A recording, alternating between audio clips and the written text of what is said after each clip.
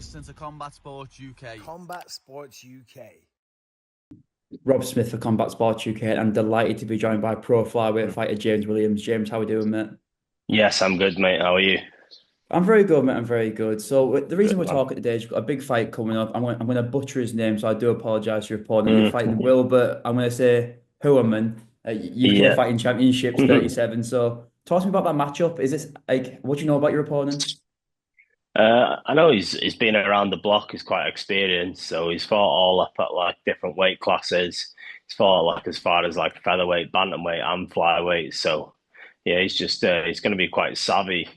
Seems like he's been around a little bit, to be honest. Yeah. And so I'm very curious how certain fighters train. So when you get matched up against this opponent, and do you tailor your training to an opponent, or do you just focus all on your strengths? Not really too much about them. Obviously, I'll be aware that like if there's some dangers or something, so I will look into the opponent. But more than that, I just concentrate on myself. I worry about my own game because there's that many different things that can happen in there now, mate. Like that, like I just don't see the point in worrying about what they're doing. I'm just going to focus on going in and doing my game. Hmm. And so you mentioned how your opponents fought all up to featherweight. Do you believe how the size advantage come into the fight? No, I don't think so at all. At the end of the day, we're making the same weight, so Hmm. yeah, it doesn't really make a difference to me. That, to be honest, yeah, I train with some bigger guys and some smaller guys anyway, so I'm getting a lot of different looks at the moment. Hmm. And so for the fans who haven't watched you fight, can you kind of break down your fighting style so people can have an idea of what to expect from you? You don't know what to expect from me. That's the thing. I can do it all, mate. So if you look at all my fights, mate, I can strike, I can grapple. I feel like I've like a lot of the fights have gone like more grappling way recently, but Hmm. yeah, and I can do it. I can do it all, mate. So I've always like had a goal in my head to be one of like the most well-rounded athletes that there is. So like Hmm. the fighters that I admire are like the ones who really mix it up well. I think that's the key in itself. So because you can be good, you can be a good striker, mate. You can be a good grappler and a good wrestler, good at jiu-jitsu individually, but it doesn't necessarily mean that you're good at MMA. It's Hmm. like you like literally now it's like putting it all together is a sport in itself. So Yeah. like you could have technically, mate, you could have someone who you could straight wrestle them, they might get the better at you. Straight striking, they could get the better at you. Even jiu-jitsu, they might sub you, but when you put it all together, like you could beat them. So my goal is to be good at MMA. So that's what I'm trying to do. I'm trying to keep them guessing. I want to mix it all: striking, grappling, submission threats, everything.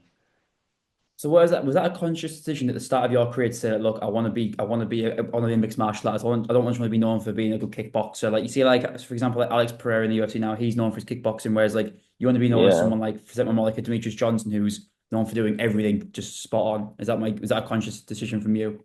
I think, mate, I'm just a competitor, mate. No matter what I do, mate, like I want to be the best. So, like, I wouldn't be happy if I was just the best at striking or just the best at grappling. I want to try and be the best at it all. So, Hmm. and then with like I said, I just always like I admire like Frankie Edgar, Mighty Mouse is like probably my favorite fighter. I like all the fighters that really mix it up and show threats Hmm. all over. And especially with the games developing now, mate, you've got to be good at it all. So to go in there and have like and be like one dimensional, I don't think is the way forward. Hmm. And so you're not just a fighter, so you do a bit of coaching at one MMA. So talk to me about the atmosphere Yeah. of the gym. What's your favorite part of being part of that gym? Yeah, do you know what? It's a good little team there, you know, mate. It's we've got everything that I need. And like I said, I'm involved in the coaching, so it's a proper like family atmosphere there as well. You see, so that's good.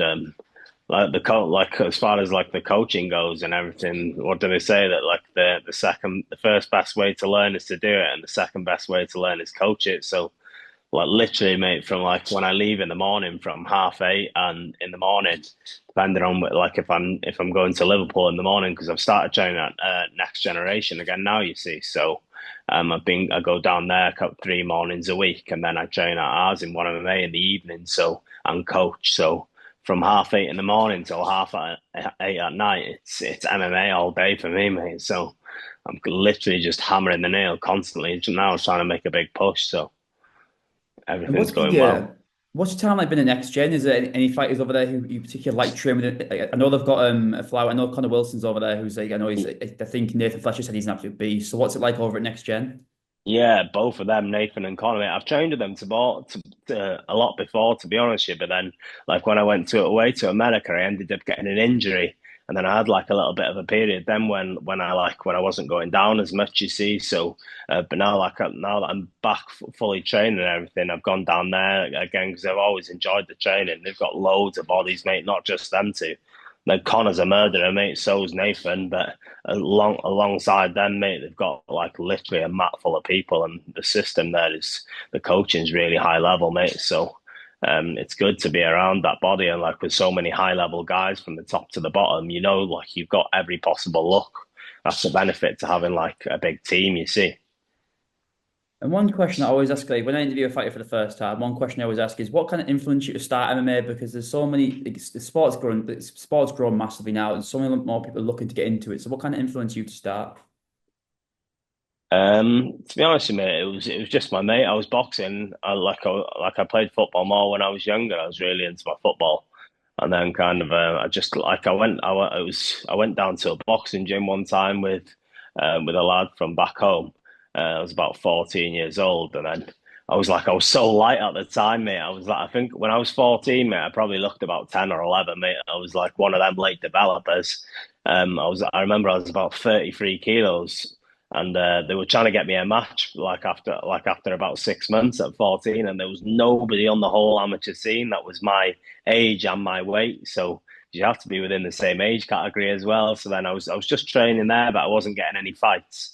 And then one day, like a lad in school, Josh, my mate, yeah, he ended up saying to me, "Oh, there's an MMA session down at Sundays at the Pound. Do you wanna go down to it?" So I went down there one time, and like I played a bit of rugby. I was one of them me that just loved every sport.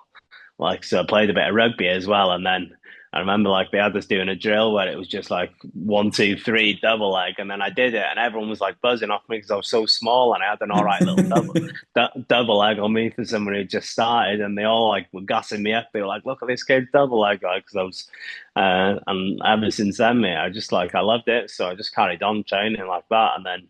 I just, like I said, I just thought to myself then, like, this is like all sports. This is proper fighting, this unarmed combat. So it's like literally the closest thing to like Gladiator, isn't it? Yeah, it's fair. That's the best way to put it, mate. 100%. Yeah. And so you kind of mentioned you played rugby there. Is there anything like outside of MMA that you enjoy? Any other sports? Any other hobbies you got outside of MMA?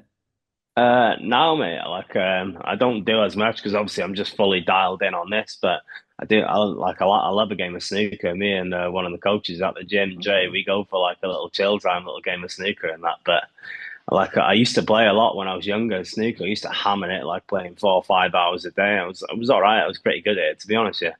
But and then I didn't play for ages, and then I like one time I went down again and straight. I've got like a proper obsessive nature, mate. So I went down. I was straight away. I was like, right, I got to start playing again now because I'm not as good as what I was before. And but then I started playing. Then like 3, 4 night times a night. I thought 4 nights a week I'd be going training. And then when I finish at 9:30, I'd be going straight to the snooker hall playing and that for an hour or two. My bird wasn't happy, mate, because I wasn't spending enough time with her Do then. you think that obsessive nature is what made you so successful in MMA? Like you have to be the best. Yeah, I think if you're not highly motivated and highly like competitive, mate, like you're only going to reach a certain level, aren't you? Mm. There's lots of people that are competitive, but I've always like, well, it's always a tough question. But I always wondered to myself, is the pleasure of winning or the fear of losing higher? And it's like, I don't know which one it is, mate, honestly, because I love winning, but I absolutely hate losing. So yeah. But And I've so, just always been like that, mate, from a young age, to be honest. Yeah.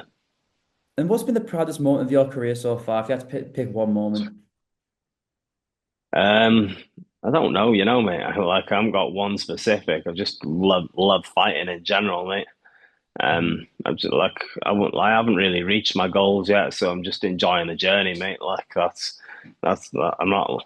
I've enjoyed the whole process, mate. Like obviously, like there's been ups and downs, injuries, roll. It's been a roller coaster, to be honest. You're obviously getting the wins.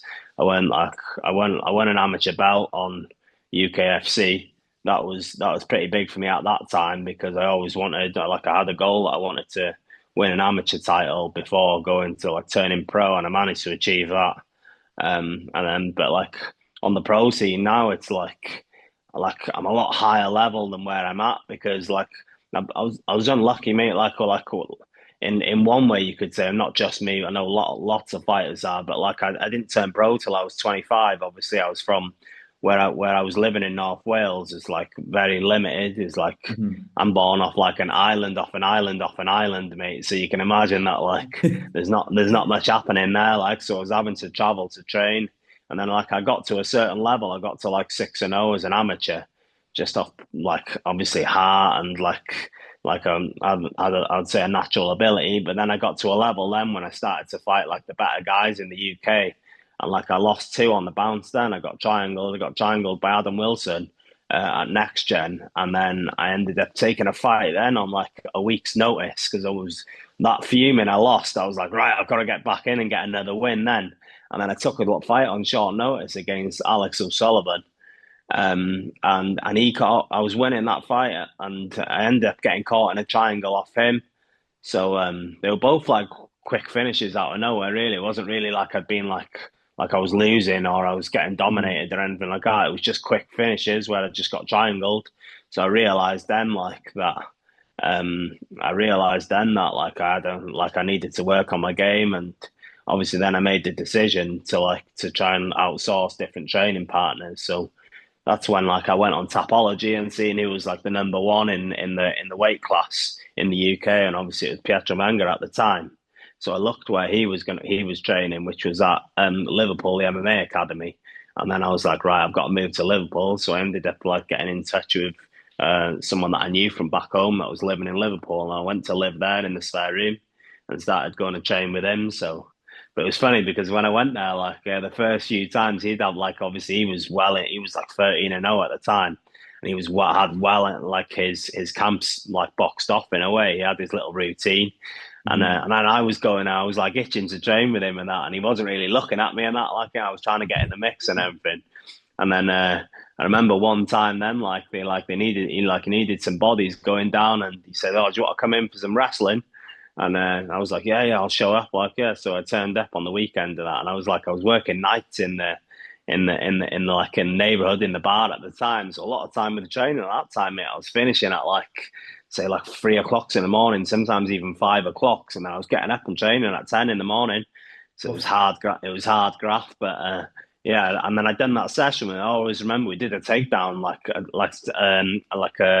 we did like in and out shark tanks on the wrestling at the end, and like it took me down like 12, 13 times. Like yeah, I just like kept going no matter what. I was getting smashed, mate, to be honest. Yeah, like yeah.